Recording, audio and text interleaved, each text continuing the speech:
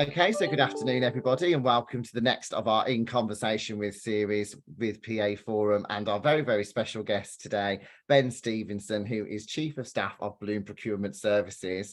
Ben, it is absolutely wonderful to welcome you today. How are you doing? Exceptionally well, thank you. Yeah, thanks for having me along. Good. Now, whereabouts are you joining us from in the country today? Well, it's a good question actually, because usually when people ask me that, I'm in various places. I'm South Wales today, so I'm at home today. So Are you've got me on a good day. Are you originally from South Wales? No, so originally from Cornwall, so you grew up probably about 10 minutes from the sea. So it's definitely my happy place is Cornwall. So yeah, kind of left there back in 2013. And Bloom is actually based in the northeast, is that right? Yes, yeah. So Gateshead. So we originally London based when we kind of first started kicking things off the ground, and then gradually migrated up to Newcastle in the northeast. Yeah, that is some mileage to cover, isn't it? It is, yeah. How often are you visiting the office then at the moment, would you say? Probably 1 or 2 times a quarter. It depends, really. I mean, you find that it will either be very planned and organised, and you know exactly when you're going to be there, or you can go up 1 week and then all of a sudden you're all agreed to be there again next week. So it does vary, but yeah, usually once or twice a quarter. And that's either Gateshead or Leeds, but it's always nice to get up to the northeast and catch up with everyone. Absolutely. Well, Newcastle is definitely on one of my lists of places I've never visited there before, but it is definitely right up there on one of my bucket list places for the UK. I hear it's a great night out there as well. So. Yeah, it's a great concept, definitely. So to start off our interview, we always ask our wonderful guests to share perhaps 3 personal facts about them, a few things that we might not know about them. I probably just helped you with 1 or 2, so I do apologise, but I hope you've got some more for us. But it would be lovely to be able to hear a little bit about you. Yeah, absolutely. So yeah, like I said, I'm from Cornwall originally. Left home back in 2013, kind of just I guess broaden my horizons and see what was outside of the county. Just going to get out with the nice green area that is Cornwall. So a massive hiker, love walking. It's a great place to do that in South Wales. So I live right on the edge of the Brecon Beacon, so it's a perfect environment to go off and do that. And I find it's really useful. Just to kind of get out and organise kind of your own thoughts and clear your head, and I actually do it quite regularly on my own as well. You know, on a Saturday morning when my other half's at work, and just climb up a mountain or 2 and just kind of get yourself set up for the week ahead. Yeah, I mean, and also when I was back in Cornwall, I was a special police officer for a couple of years. So kind of throwing that into the mix as well, which was certainly an eye-opening and enlightening experience, especially when you're 21 and you're kind of a bit wet behind the ears and you go in and do that sort of work. But massively valuable in terms of kind of skills building and confidence building. So yeah, I was definitely take a lot from that. Absolutely. Wow. Amazing. I saw some heads in the room then nodding along with you. Well, I'm surprised.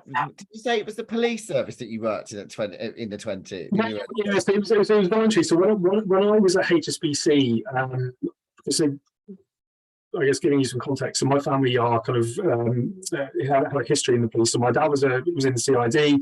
My grandfather was in the police as well. I think my cousin was a PCSO for a time, so we're definitely a bit of a policing family. And I thought, actually, do I want to go and do that? So I think rather than kind of committing fully to going through all the training and investing yourself in a full-time police officer role, I thought, actually, I'll apply for a special police officer kind of position. Obviously, it's a voluntary basis. You fit it in around your own time. And yeah, did that for a couple of years. But I was 21, so it was definitely kind of getting thrown into the deep end. It was an amazing experience, and again, you kind of get to meet all sorts of people in the course of your duties, let's say.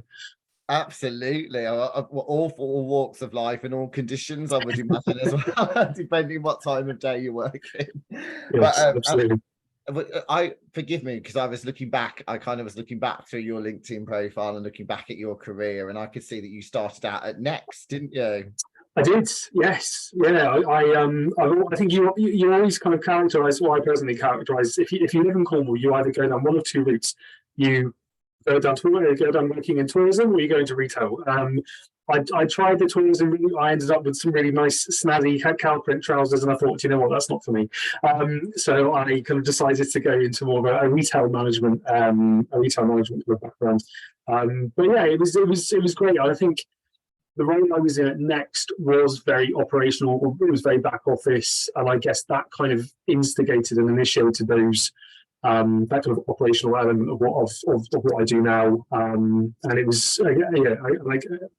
I guess it was a route for me out of Cornwall as well, because it allowed me to kind of visit different areas and go to different stores. And I think you do find that if you are in kind of one of the quieter counties, you need a bit of a push every now and then to kind of go off and do other things. So yeah, it was definitely a fantastic kind of linchpin in that process. And would you say, so you had quite operational roles, didn't you, leading up until your first role as an office manager and personal assistant? So what would you say from an operational perspective? You've obviously got team management experience. Is that something that you enjoy, for example? Is that something that you have always kind of stepped into those roles as you've gone along? Yeah, I think so. I mean, team management for me is definitely one element. I really enjoy building a team and creating a culture and creating an environment. I think more so what I get more from operational roles is the kind of cross-functional element. And I think that's definitely one of the massive benefits of the role I'm in now. I like to be in a position where I can interact with and influence and work with a lot of different teams, and a lot of different kind of heads of and leaders of different departments. And for me, I've been really lucky that the operational roles I've had have all had that element.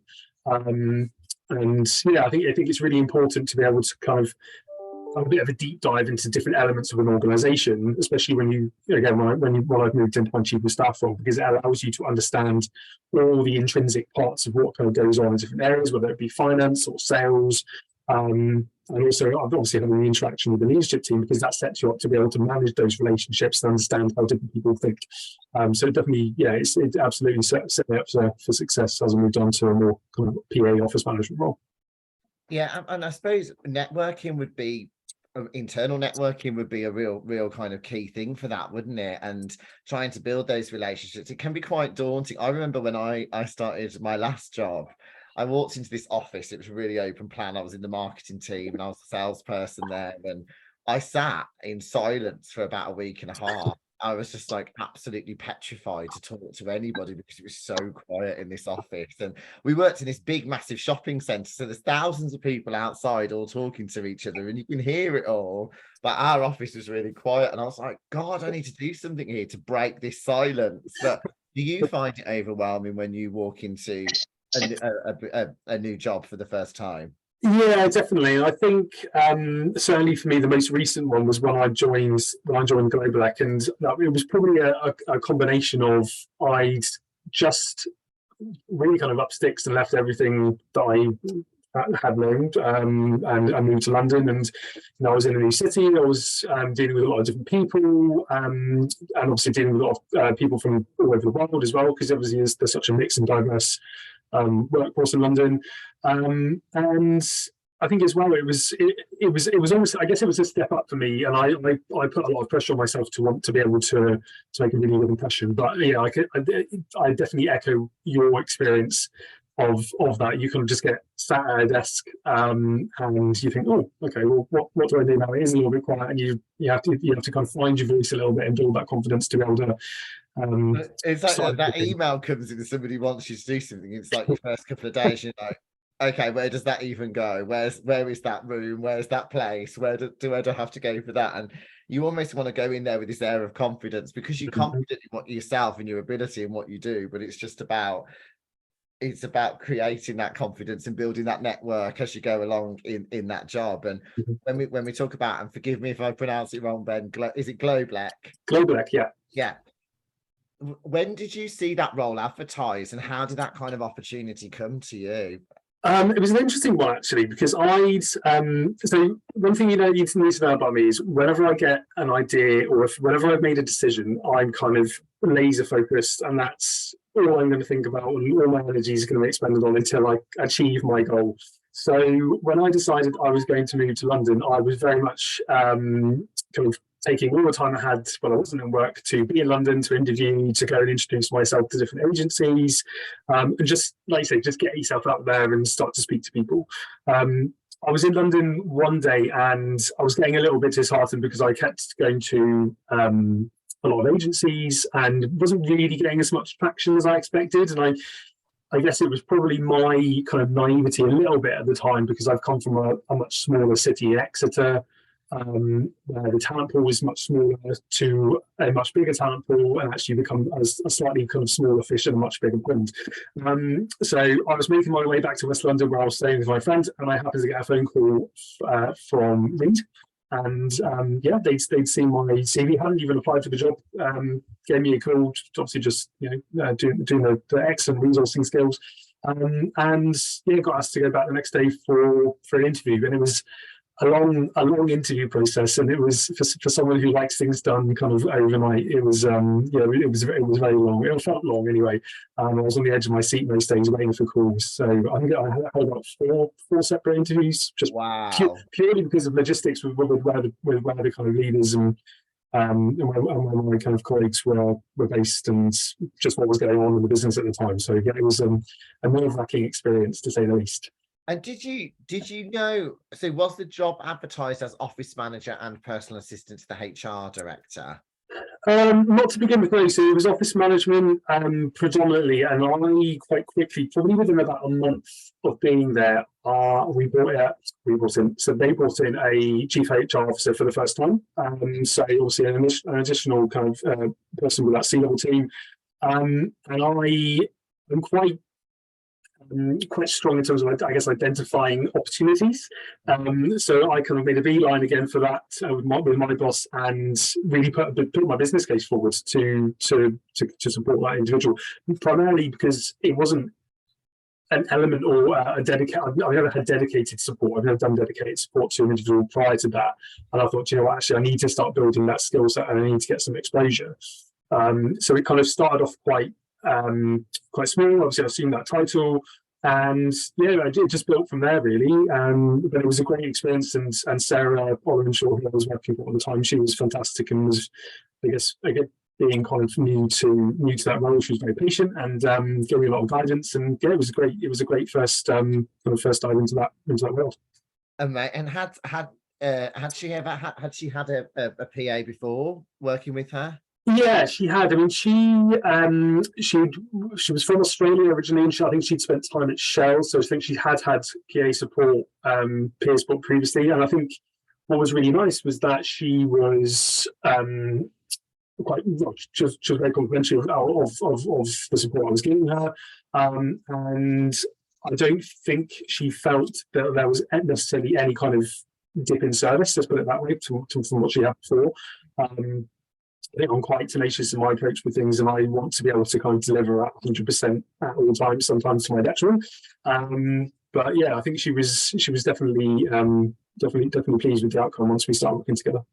I think it's really inspiring because, so for example, my sister, she has been an office manager for a call center, which just happens to be a taxi office. And one of the things that she really wanted to do was, she's always said to me, she's always wanted to be a PA, but no one would give her that opportunity, because looking at her CV, from what they see, is more that she's worked very operationally, that she's worked, she was going up against people that have got loads of experience. She just wanted somebody to give her that opportunity. She's moved to a different sector now, but it was always something that she always wanted to do. And I think what I appreciate from that is that, you came into that company, you got the role of an office manager, and you could see directly that there was an opportunity available, and you try, you put yourself forward to take that opportunity, which I think is really inspiring. And congratulations, because working for HR is probably very challenging in itself.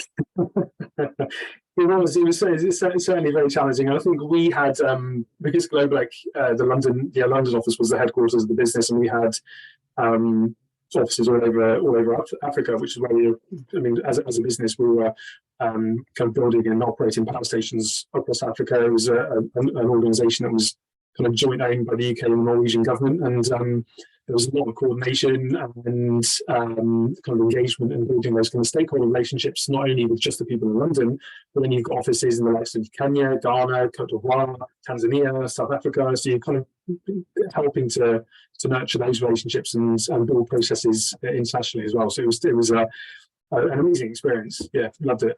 Did you get to travel as well?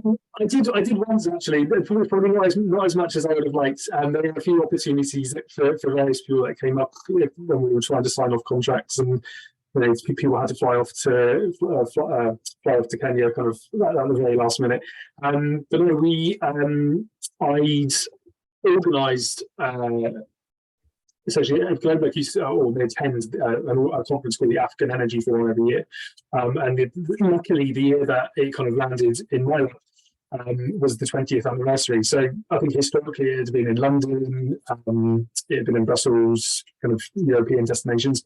20th anniversary was in Mauritius. So great opportunity, and when that was kind of put to me as, would you mind going and spending a week in Mauritius? I thought, if I have to. So yeah, I mean, obviously it was very kind of intense and work focused, but the opportunities for downtime were always spent very well. And I've got fond memories of being with our leadership team and trying to race boats and capitalising them repeatedly. Thankfully, the water wasn't too deep. But yeah, it was the opportunities to travel were definitely there, and I think it was I learned every minute I was able to take advantage of those. Amazing. Oh, fantastic. I see, this is why I love these interviews, because you really get to know a lot more about people and what they've done, which is just fantastic. So what would you say, leading up to kind of your time at Bloom, what would you say would have been your biggest challenge that you faced? I think probably building my confidence in that, in a PA role, I guess. I think when I first started working for Bloom, I was working predominantly for a founder, and he is based in London. And at the time I was in Newcastle, or by this point I was in Newcastle. So building up my skill set from that perspective, or building on my skill set from that perspective, but then equally trying to adjust that. And it seems mad to even think about it in a post-COVID world, but dealing with and supporting a founder who is remote, and I think if you're already in that kind of virtual world, it's you're in a good routine, I guess. But for me, it was trying to work with someone and build those relationships with someone who was 200-300 miles away, which isn't a lot in the grand scheme of things, but equally is as kind of a serial entrepreneur, a serial networker, and is kind of here and there and everywhere, and is thinking about a million different things at any one given moment. So I think the confidence to be able to manage upwards was probably my kind of steep learning curve coming from going back. I was moving from someone who was very organised, had a very kind of set agenda, knew what they were going to do, and they knew what that looked like for the whole year, to someone who was a little bit more spontaneous and a little bit more unplanned, which was, again, a fantastic learning curve, really good to kind of talk through Arsenal. But yeah, I think it was just having that confidence to be able to manage that person effectively to achieve together what they needed to achieve. Amazing. Wow. So working for a founder then, how big was the company when you first started? It was probably about, I was thinking about this the other day actually, about 55 or 60. So it wasn't massive, and we're up to about 99 now. I think I've been with Bloom for 3 years. So it's been quite steady growth, not kind of exponential, but it's definitely been steady. And my role with Bloom originally started just looking after Adam, the founder, as you said. And I would say within about 3 months, we then onboarded our first managing director. So my kind of support then kind of extended to him as well. And it was a really good opportunity. I think Adam was a little bit different because he'd had EAs and PAs previously, although they had been remote. There was no one that was ever embedded within the business. So when I first joined, it was very kind of, it was a really weird atmosphere actually, because people were a little bit unsure, because I think they felt like we had a spy in the mix, because they'd never had anyone in the office who was kind of directly supporting Adam. So it took a lot of energy to win my colleagues around. But certainly when our new MD came on board, there was a fantastic opportunity there to build that support function from the ground up, because he also then kind of put in place our first really kind of effective management board. so all the processes and policies and the ways of working that kind of evolve around that as well. Really just kind of fell to me to create. So again, kind of thrown into the deep end, but it was a great a great process to go through because you just get exposed to so much. I think that's really interesting as well, because we have got some virtual assistants as well that are on the call today, and I know some like to work specifically with startup businesses, founders, people that are creating a business and moving forward. But I guess you've come in then transitioning from that virtual support into a full-time role, but still working virtually and trying to integrate yourself into the business whilst building a relationship with your manager that is entirely probably virtual as well. Was that really hard? Yeah, it was, and I think you then start to pick up the kind of conflicting priorities, and I think with Adam, it was really interesting. I think you've actually you've hit the nail on the head, because even though you're in the office at the time and you're surrounded by your colleagues, the relationship, I guess, with our we had an interim CFO who was kind of steering the ship at the time whilst working for the MD. So my relationship, it was really disconnected, actually. It was really because I was viewed predominantly and primarily there to support Adam, but there was no link back to kind of the strategic direction of the business and how the business was run, and and I guess that two-way communication piece that happened. There wasn't really that much of that there until the MD then came on board. And I think when he then started, everything started to kind of synergize a little bit better. But then equally, you get the kind of conflicting priorities, because I came into Bloom and set I guess expectations, and you start creating habits for the way you're working, and obviously then your boss starts to get used to what you're doing and the level of things you're doing at, and then you have to adjust that. So your kind of support then starts to dip for him, and you have to kind of rebalance everything as well. So it was definitely a challenge to kind of take on board another person whilst you're trying to still build out this way of working with someone who is, who you're not seeing every day. Yeah, and two obviously extremely senior positions within the business as well, which is and very different. Yeah, very different personalities. I would very different personalities. Yeah, oh fun. Well, I think congratulations for you for doing that. And I think, how long did you work in that role for before the chief of staff opportunity? So I took on my chief of staff role in July of last year. So just oh god, how long was that? Just over 2 years. Yeah. And we went through. So was that just before the pandemic? Yeah. No, just so July 2021 is when I when I took on that mantle. So I was in my kind of EA role to the founder and the MD, although our MD left midway through, and then we had a new CEO.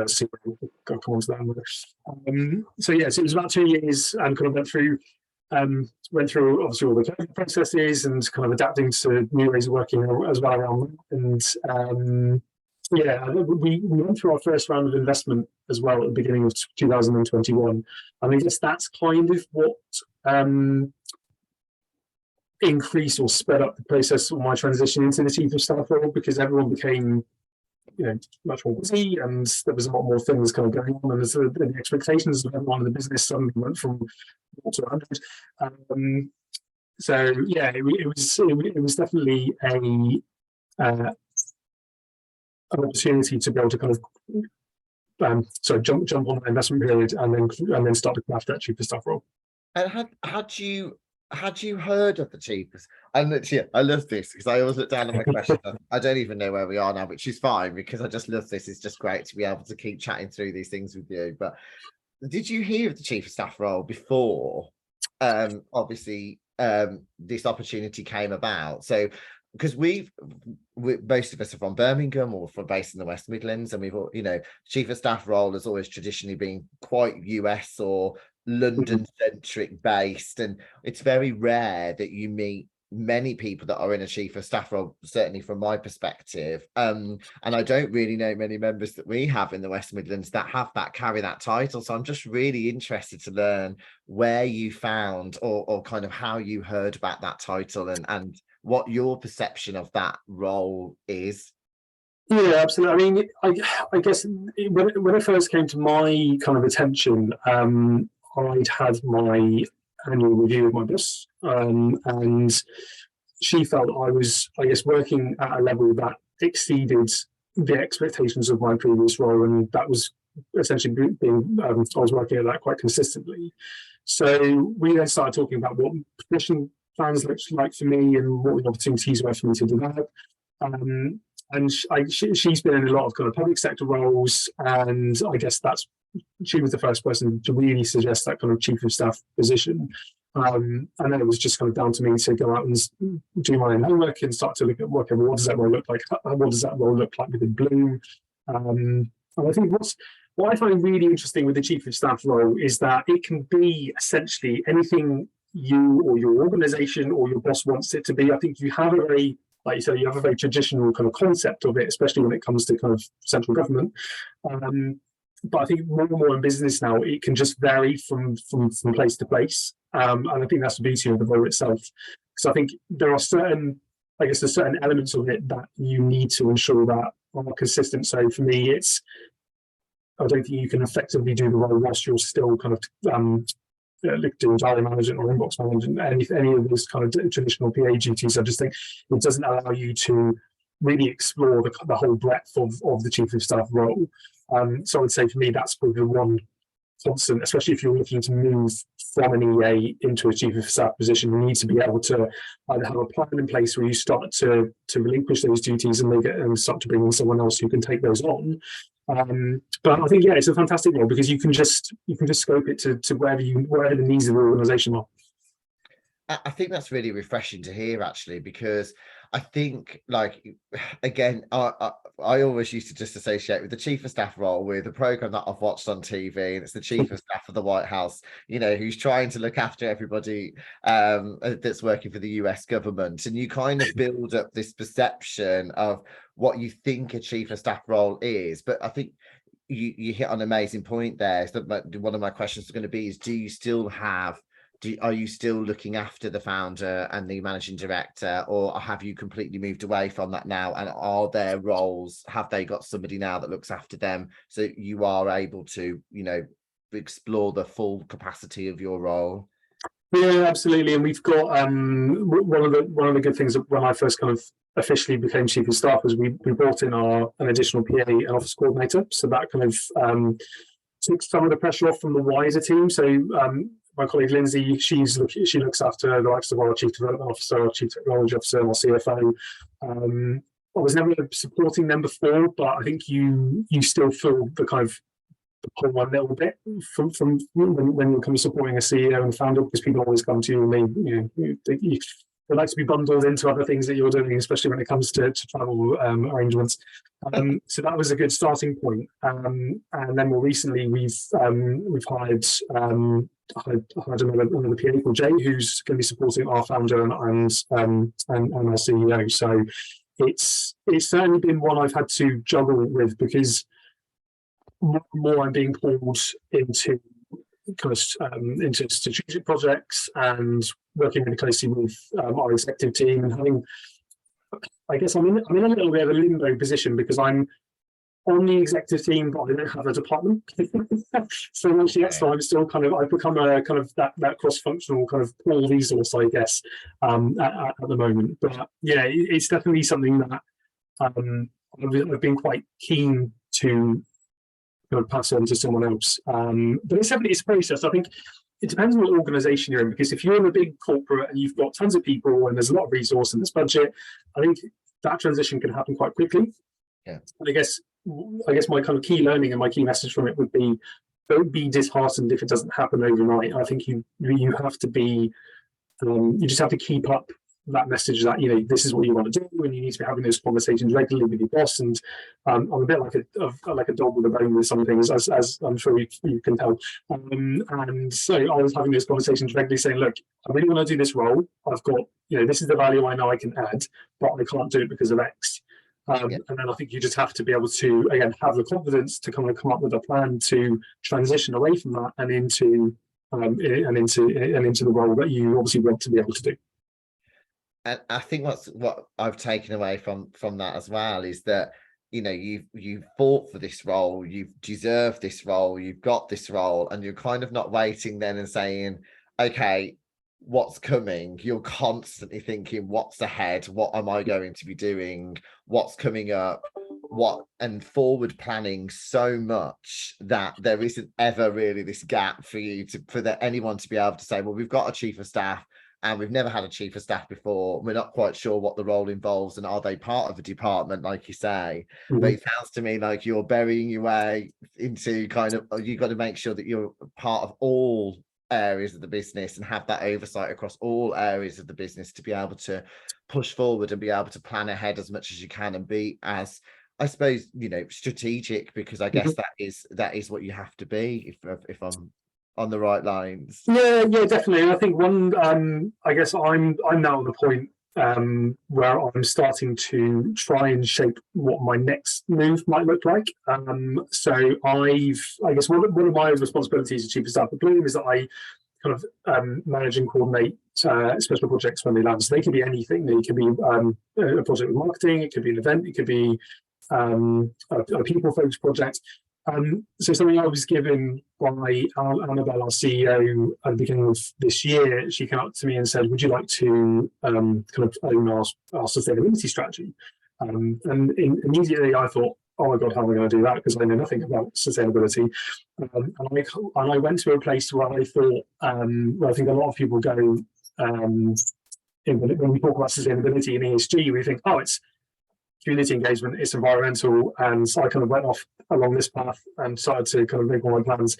And actually, over the course of this year, it's become an area of the business which I feel really passionate about, and I've learned a lot more about. And I've done a couple of courses with the likes of the London Business School on sustainability leadership. So I've got a much broader kind of knowledge of sustainability now. So I'm in the process of building out a sustainability kind of strategic pillar for 2023, so between 2023 and 2025. And I'll have ownership of that then throughout that period. So my kind of goal now, well, however long it might take me together, is kind of a chief sustainability or chief purpose officer role, whether that be at Bloom or somewhere else. And I've got such a good relationship with my bosses that I've kind of made that known that I'll stay with Bloom and doing that role for as long as possible. And if not, then that's my route I want to go down. But I think one of the good things, especially with sustainability, is that it still retains that cross-functional element, because you have to position it at the core of an organisation and then work with every individual business area to drive not only environmental, not only community engagement, but sustainability, decision-making, and essentially future-proofing your organisation in a way that produces great financial results, but equally has positive impacts across all other sectors as well. Yeah.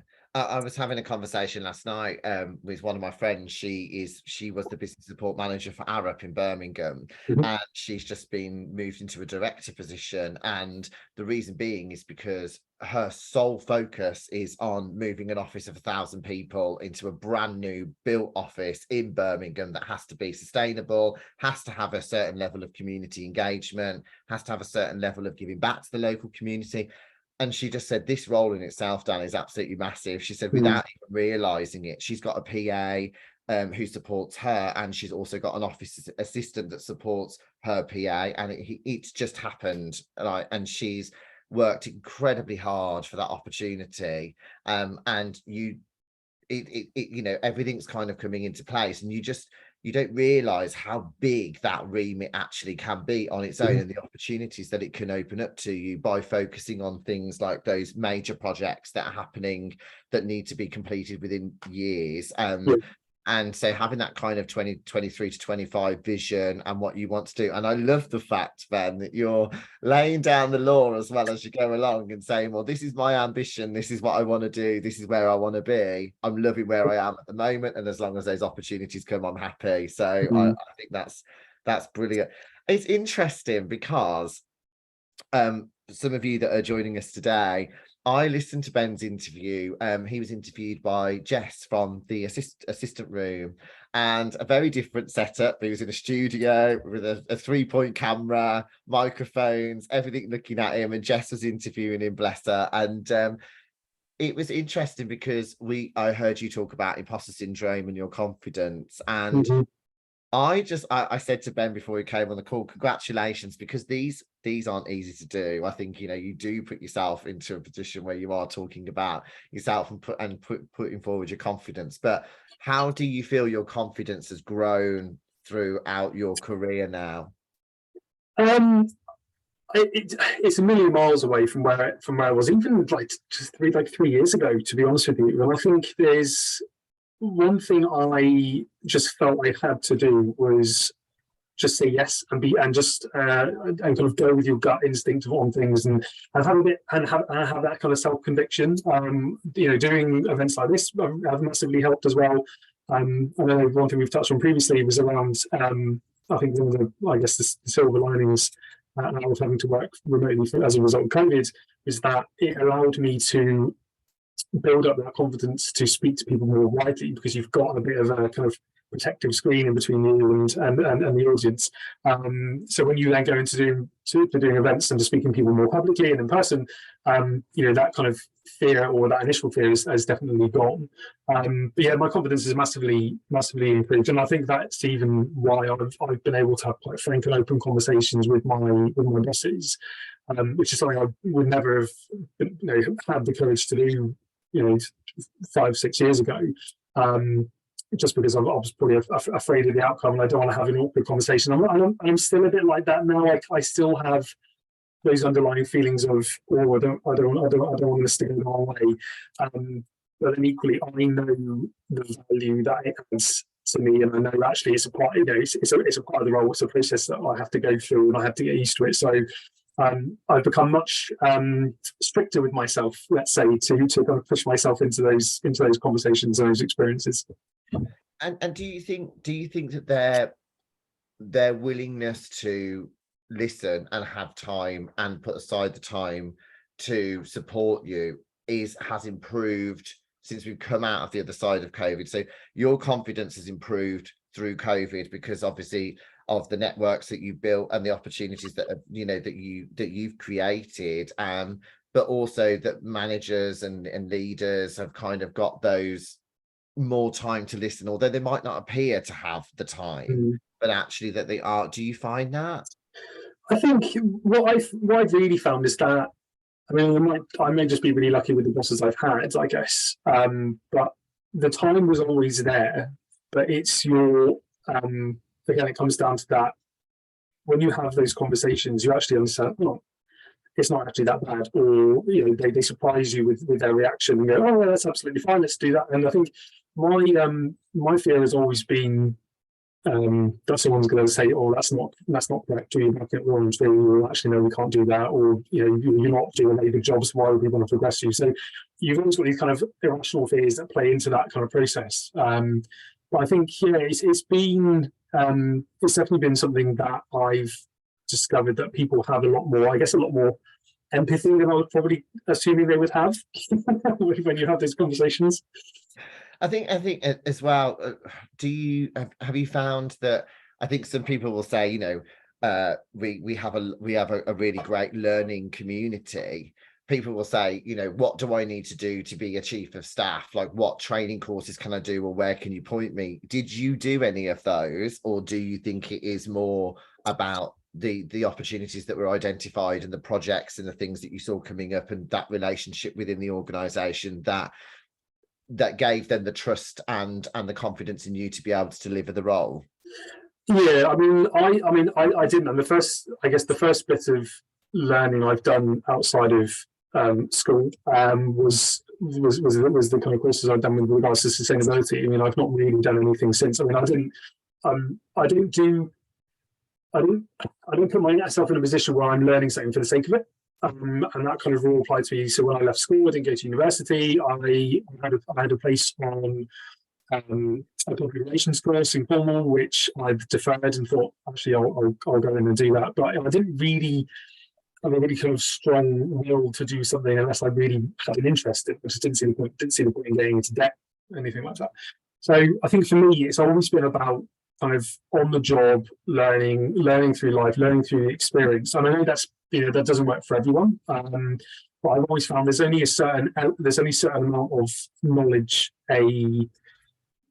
a course or e-learning or something like that can give you. And I think because it's not necessarily unique to your situation or unique to the experiences that you're going through day to day, I think it's really difficult sometimes to then stop to try to translate that. And you'll get told information that might even be relevant to your business or to your sector or to even your role. So I would always advocate trying to expose yourself and trying to learn as much as you can within the organisation you're in, because I think that is, it stays with you. It stays with you longer, and I think it just means more to you. Yeah, and I think somebody came up to me last night and was like, you network all the time. How are you, how do you learn to network like that? It's like, it's just practice. You've got to just keep going all the time and keep, I can go to some events sometimes and just be kind of stood outside the room and thinking, I don't even know why I'm really here at the moment. But actually, once the barriers break down, you start networking with people. And I go back to those days when I started in that organisation, was sat there really quiet. I was like, I'm just going to start asking people if they want a cup of coffee. And that was it. And suddenly I had 3 trays, 27 cups of coffee, but it broke down the barriers and I managed to speak to people, straight away. There's an interesting question come up in the chat box, which we've got on our list as well, which is about tomorrow is National Mentoring Day. So, and again, I was listening back to your podcast interview with Jess. I heard you talk about or touch on mentoring for you is something that's really important. You have a mentor, don't you, Ben? I do. Yes, I do indeed. Again, it's something I've kind of actively looked for over the last kind of couple of years more so. And I think there's lots of different types of mentors. If you've got a really boss or someone outside of work who can obviously give you that guidance and advice. But I've always found a mentor who has been able to provide you with a skill or has been able to kind of coach you through something that I obviously don't have myself.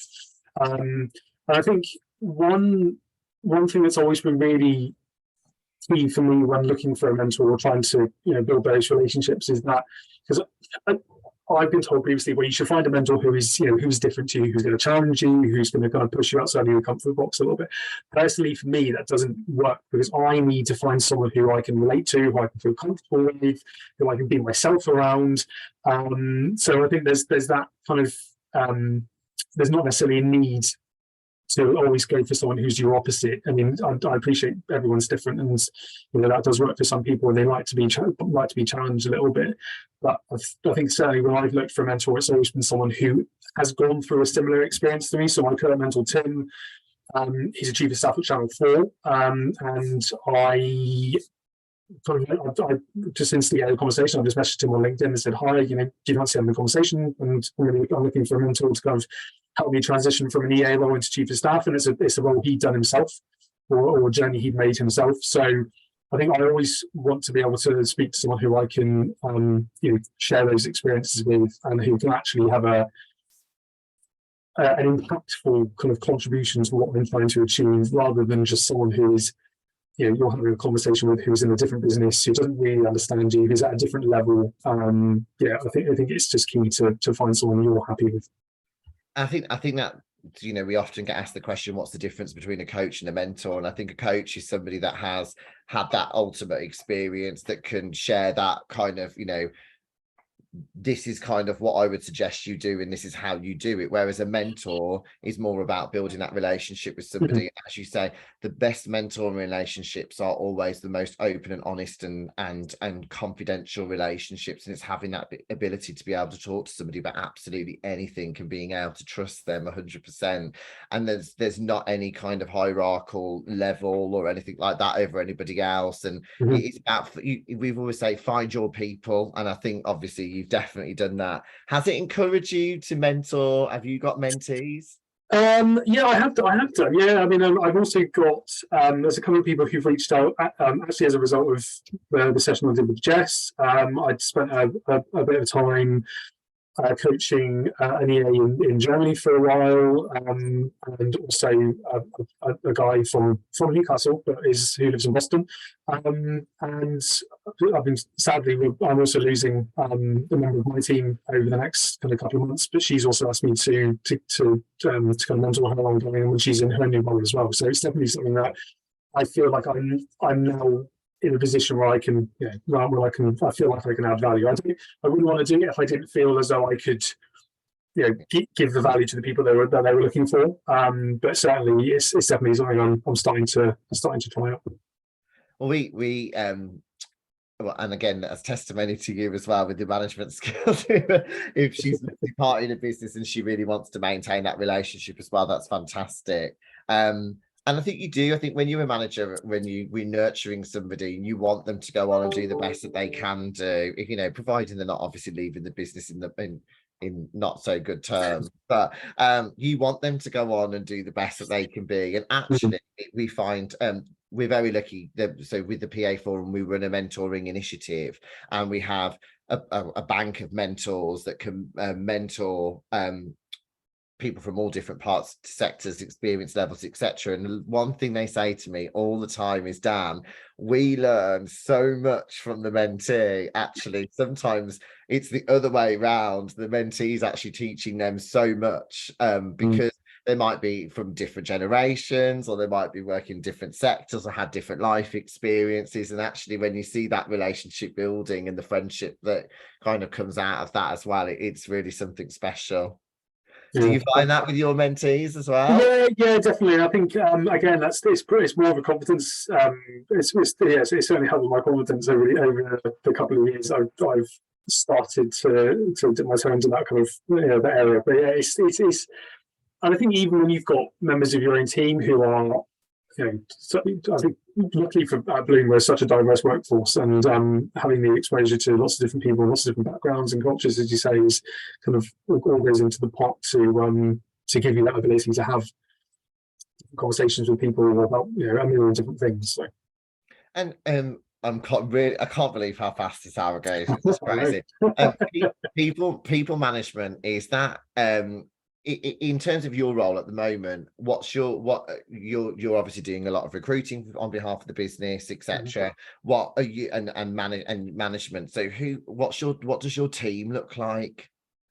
So my team at the moment, so I've got so Jay, who I mentioned earlier, he's joining in the next week or so. So he has comes from a junior PA background, and is joining us as the PA, obviously, to our founder, our CEO.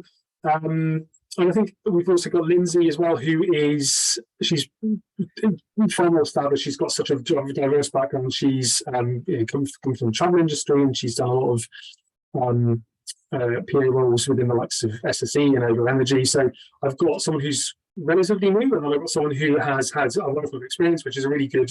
It's a good development kind of mix for everyone, because everyone's at different stages. And Lindsay is the individual who's sadly leaving us. So it's going to be difficult job to replace her, which I'm not looking forward to doing. But I think the wider team is so. I think one of the good things about Bloom is that because we've got, about 50% of our team are based in the Northeast, and then the other 50% are spread out from the likes of Glasgow down to St Ives and Cornwall and over to Northern Ireland. So we've got such a broad spectrum of people, and again, incredibly diverse, lots of different life experiences. And I think one thing that we are really committed to at the minute is building a commitment culture within the business, and we've just recently crafted our kind of new trademark behaviours. We had values previously, but actually we've gone that one step further and looked at what are the behaviours we expect of ourselves and expect of each other within the business. And I think we couldn't have done that without the pool of people that we have working for Bloom, because it was a process that everyone got involved in, and to have that buy-in from people to go through that process, I think just shows everyone loves what we do and likes to get involved, which is, I think, half the battle sometimes when we're trying to do that process and build a good team. Amazing. And I think the other thing, just to touch on again what you were talking with Jess about, was what are those board meetings like now for you as a chief of staff, as opposed to being an executive assistant or personal assistant? What is it? What's the difference now for you? I think I've now got my own voice, so I think what I say and what I contribute is respected, and I've got a seat around the table now, especially within our executive team. Holdings board obviously is another kettle of fish, and it's a completely different environment, a great environment still, but obviously a different environment. But yeah, the executive team are fantastic, and it's nice to be able to feel as though you're adding value, and actually, again, it's one thing I've had to kind of push myself out of my comfort zone, because I'm massively kind of crippled sometimes, what happened previously with imposter syndrome, as you've pointed on, and it stopped me from coming up with that, or talking about the ideas I might have, because I don't want people to think that I'm stupid, or I don't want people to think I don't know what I'm talking about. So that kind of stops you from speaking up and actually starting to build those to build that trust and to build those relationships with people. But yeah, it's a great environment, and I think it's just nice to be able to feel as though you're adding that value, and that people respond well to what you're saying, agree with what you're saying, and decisions are made and things are implemented off the back of your ideas, which is great. Amazing. And just two really quick questions. So we've got, has Ben ever had to onboard new partners or senior leaders who have never had a PA before? I have actually our CEO Annabelle, she'd never had a PA before. So we actually work really, really well. We're very similar. We like things done in a very certain way. We're very organised and we're very orderly. So I think one of the things we both probably share is the inability to easily let go. So for her, it was definitely a struggle to kind of relinquish control of her diary and her emails, and it was definitely an experience. And I think you have to both of you kind of have to give yourself over to the process. She was fantastic and kind of just trusted me to lead the way, because I think she really recognised the value that someone in our roles can have, just through our knowledge and the skills we have to be able to kind of deliver that role. So I think she just kind of went, do what you need to do. If it's not working, I'll tell you. I mean, we haven't had one of those conversations, so I'm assuming everything has always been working fine. But yeah, it was definitely an experience to do that, and it's good to be able to kind of bring someone else around to that kind of process as well, and let them see the benefit of it. Yeah, amazing. And just as we wrap up today, what sort of, if we've got different people watching from different experience levels, for example, and working in different sectors, roles, but what would be your three kind of pieces of nuggets of advice for us before you go? My three pieces of advice, I think, probably don't be afraid to forge your own path, and don't try to measure yourself up against any other person or any other role. I think that's something you have to kind of keep in mind. Certainly don't be afraid to say what you really feel. Obviously be smart about it. You don't want to be going and annoying anyone and offending people. But I think when I was talking about my kind of ambitions, I think have those kind of conversations and be really honest. And I think thirdly and finally, I think just believe in yourself and try and kick that self-doubt out of the door, because I appreciate it could be a big inhibitor for a lot of people, but once you push yourself through the other side, you really start to see the value and also the speed it can add to your kind of progression and development. Amazing. Ben, it's been an absolute pleasure. Thank you so much. Thank you very much. Today. Would you be happy if I send an email around afterwards and just copy you in, because I think some people might want to connect with you individually here, if that's okay. Or yeah, absolutely. Yeah, I'm happy. Yeah, if that's okay. But I just want to say thank you so much. It's been wonderful to spend some time with you today and get an insight into your world. And I very much hope that we have the chance to actually meet in person in the future. So fingers crossed. Me too, definitely. And thank you everyone for joining us today. We are coming towards the end of our virtual program for 2022, and and we are very much head down looking towards our program for 2023. So we have got a few more sessions coming up with our Microsoft Office Lunch and Learns and our health and wellness sessions with Nick Elston, and we hope to see you there. So thank you so much, everyone. Have a great week and see you later. Thanks very much.